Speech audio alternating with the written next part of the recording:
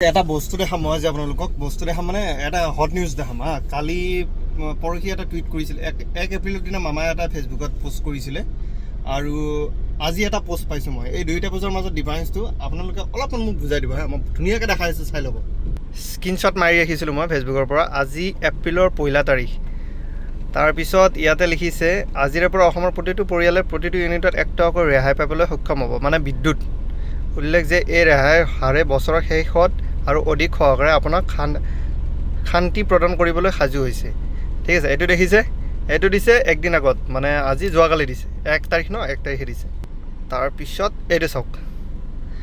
এইটো এটা আজি দিছে অলপ আগত 2 ঘণ্টাৰ আগত এইটো মানে নিউজ লাইভৰ পৰা মই পাইছোঁ এইটো স্ক্ৰীনশ্বট মাৰি আহিছোঁ টুলগেটৰ মাচুল বৃদ্ধি এতিয়া কি ক'ব আপোনালোকে মোক বুজাওকচোন অলৰেডি 120 টকা আৰু 120 টকা 175 কিমান আগতে 95K আছিলে ইয়াতে 120 হ'ল